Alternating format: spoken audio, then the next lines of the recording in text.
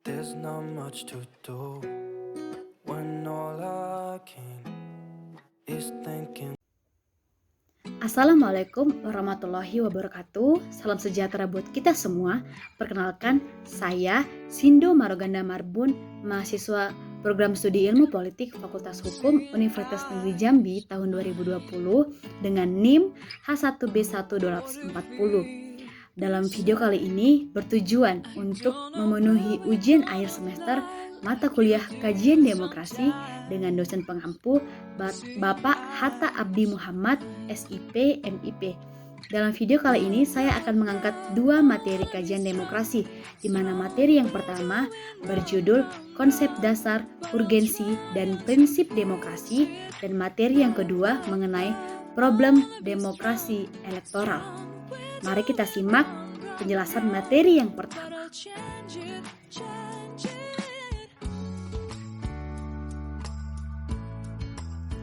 Demokrasi berasal dari bahasa Yunani, demos dan kratos. Demos berarti rakyat dan kratos berarti pemerintahan. Jadi, demokrasi berarti pemerintahan rakyat yang memerintah, dan konsep demokrasi merujuk pada konsep kehidupan bernegara atau masyarakat di mana warga negara dewasa dalam turut berpartisipasi dalam pemerintahan melalui wakilnya yang dipilih melalui pemilu.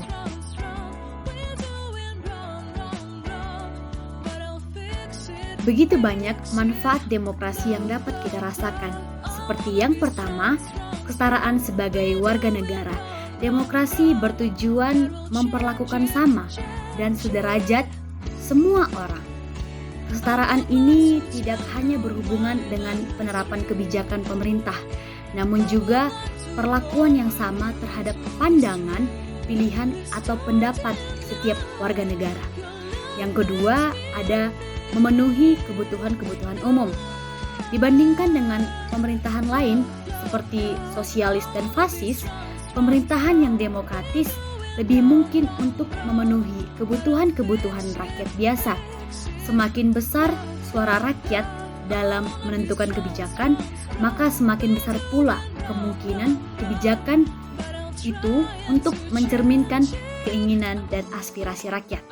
Yang ketiga, ada pluralisme dan kompromi. Demokrasi mengandalkan debat terbuka, persuasi, dan kompromi. Penekanan demokrasi pada debat tidak hanya mengasumsikan adanya perbedaan-perbedaan pendapat dan kepentingan pada sebagian besar masalah kebijakan, tetapi juga mengkehendaki bahwa perbedaan-perbedaan itu harus dikemukakan dan didengarkan. Manfaat yang keempat, menjamin hak-hak dasar. Demokrasi menjamin kebebasan-kebebasan dasar. Diskusi terbuka sebagai metode mengungkapkan dan mengatasi masalah-masalah perbedaan dalam kehidupan sosial. Kebebasan-kebebasan yang ditetapkan oleh pemerintahan dalam konvensi tentang hak-hak sipil, politis, atau hak-hak kebebasan berbicara dan berekspresi terjadi dalam demokrasi. Dan yang kelima, ada pembaruan kehidupan sosial. Demokrasi memungkinkan terjadinya pembaharuan kehidupan sosial, penghapusan kebijakan-kebijakan yang telah using secara rutin dan bergantian dilakukan oleh para politisi. Hal ini dilakukan dengan santun dan damai, yang menjadikan sistem demokrasi mampu menjamin pembaruan kehidupan sosial.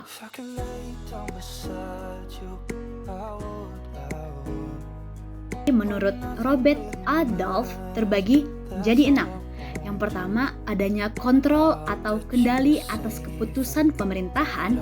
Yang kedua, adanya pemilihan yang teliti dan jujur. Yang ketiga, adanya hak memilih dan dipilih. Yang keempat, adanya kebebasan menyatakan pendapat tanpa ancaman. Yang kelima, adanya kebebasan mengakses informasi. Dan yang keenam, adanya kebebasan berserikat yang terbuka.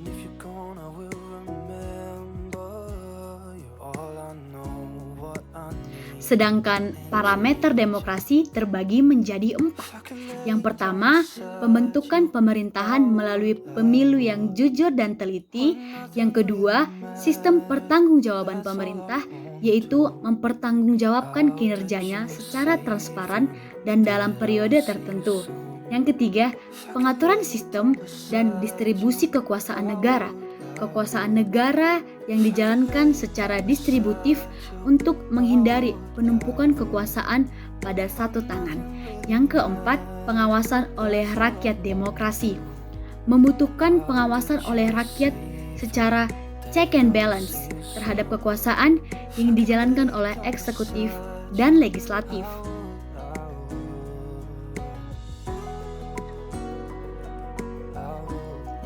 Pendidikan demokrasi yang dibagi menjadi 3. Yang pertama, demokrasi berdasarkan cara menyampaikan pendapat, yang hal ini dibagi juga menjadi 3. Yang pertama, demokrasi langsung.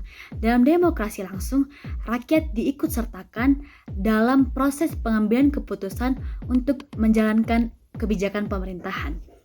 Yang kedua, demokrasi tidak langsung atau perwakilan. Demokrasi ini dijalankan oleh rakyat melalui wakil rakyat, wakil yang dipilih melalui pemilu. Aspirasi rakyat disalurkan melalui wakil-wakil rakyat yang duduk di lembaga perwakilan rakyat. Yang ketiga, demokrasi perwakilan dengan sistem pengawasan langsung dari rakyat. Demokrasi yang kedua ada demokrasi presidensial yang berciri-cirikan negara dipimpin oleh presiden. Yang kedua, kekuasaan eksekutif presiden dijalankan berdasarkan kedaulatan yang dipilih dari dan oleh rakyat langsung melalui badan perwakilan. Yang ketiga, presiden mempunyai kekuasaan mengangkat dan memberhentikan menteri. Yang keempat, menteri tidak bertanggung jawab kepada DPR, melainkan kepada presiden. Presiden dan DPR mempunyai kedudukan yang sama sebagai lembaga negara dan tidak dapat saling membubarkan. Dan pendidikan demokrasi yang ketiga adalah demokrasi berdasarkan prinsip ideologi.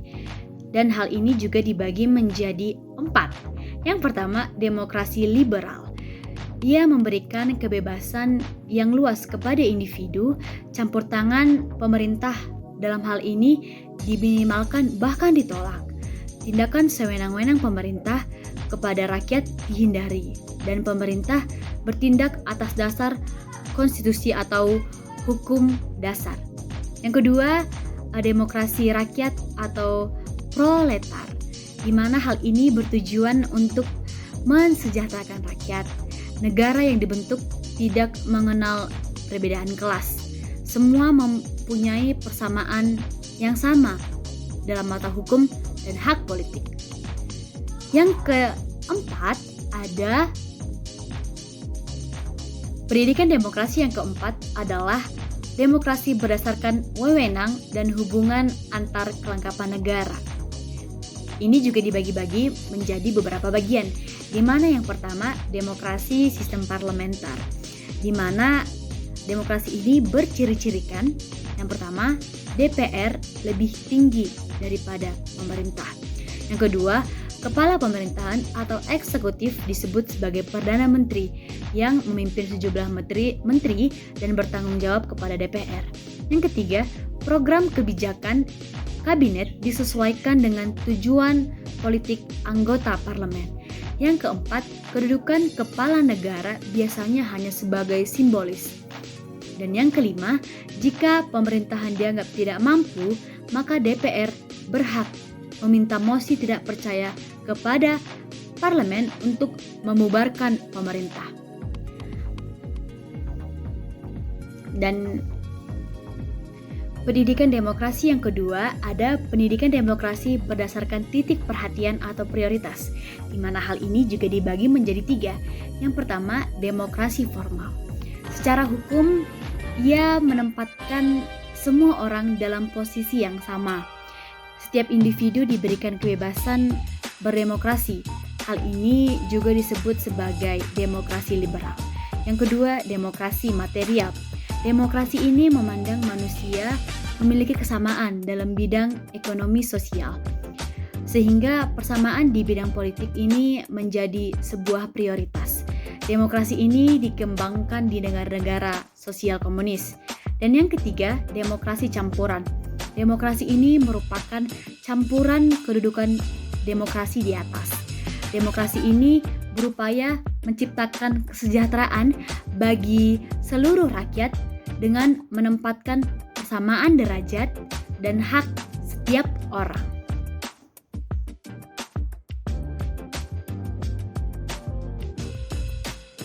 Nah, bagaimana dengan demokrasi di Indonesia? Terdapat 4 demokrasi yang pernah terjadi dan pernah dilaksanakan di Indonesia. Yang pertama, demokrasi parlementer atau liberal.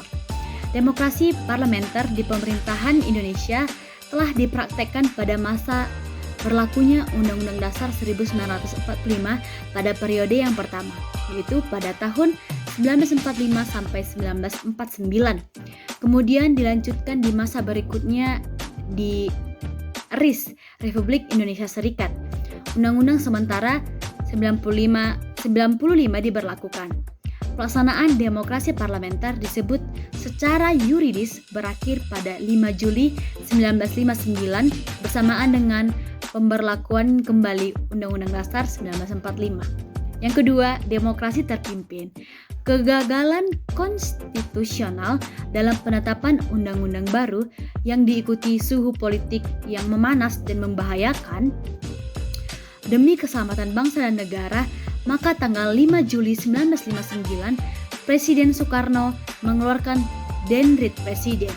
Dekret Presiden ini dipandang sebagai upaya mencari jalan keluar dari kemacetan politik melalui pembentukan kepemimpinan yang lebih kuat. Untuk tercapainya hal tersebut, di negara kita saat itu digunakan demokrasi terpimpin.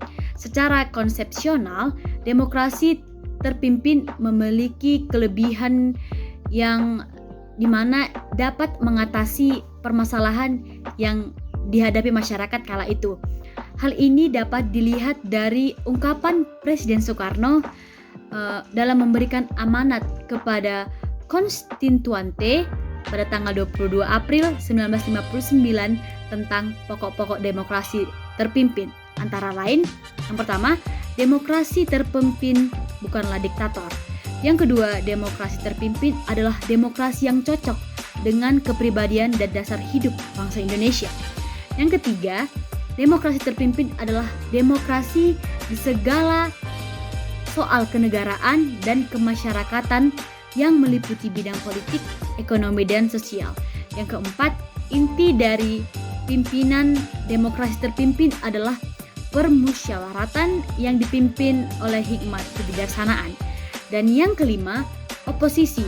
Dalam arti demokrasi terpimpin melahirkan pendapat yang sehat dan membangun diharuskannya adanya demokrasi terpimpin ini. Dan yang ketiga, ada demokrasi Pancasila pada era Orde Baru. Latar belakang munculnya demokrasi Pancasila adalah adanya berbagai penyelewengan dan permasalahan yang dialami oleh bangsa Indonesia pada masa demokrasi terpimpin kala itu. Demokrasi terpimpin juga demokrasi parlementer kala itu tidak cocok diterapkan di Indonesia yang dilandaskan kekeluargaan dan gotong royong. Sejak Orde Baru hingga saat ini Indonesia memberlakukan demokrasi Pancasila. Pada masa Orde Baru dapat menyimpan yang tidak sejalan dengan demokrasi Pancasila. Di mana yang pertama, penyelenggaraan pemilu pada saat itu tidak jujur dan tidak adil. Yang kedua, pengekangan kebebasan berpolitik bagi pegawai negeri sipil. Yang ketiga, kekuasaan kehakiman atau yudikatif yang tidak mandiri karena penghakiman adalah anggota PNS Departemen Kehakiman. Yang keempat, kurangnya jaminan kebebasan mengemukakan pendapat. Yang keenam, sistem kepartaian yang tidak otonom dan berat sebelah. Yang ketujuh, maraknya praktis kolusi, korupsi, dan nepotisme. Serta yang kedelapan, menteri-menteri dan gubernur pada saat itu diangkat menjadi MPR. Juga ada demokrasi yang keempat, yaitu demokrasi langsung pada era Orde Reformasi. Demokrasi yang dijalankan pada masa ini masih tetap demokrasi Pancasila. Perbedaannya terletak pada aturan pelaksanaan dan praktik penyelenggaraan. Berdasarkan peraturan perundang-undangan dan praktik pelaksanaan demokrasi, terdapat beberapa perubahan pelaksanaan demokrasi pada masa reformasi saat ini. Yang pertama, ada pemilihan umum yang demokratis. Yang kedua, partai politik lebih mandiri pada saat itu. Yang ketiga, pengaturan hak asasi manusia. Yang keempat, lembaga demokrasi yang lebih berfungsi. Dan yang kelima, konsep trias politika, yaitu 3 pilar kekuasaan negara masing-masing bersifat otonom penuh. Demikian materi yang pertama, kita lanjut kepada materi yang kedua.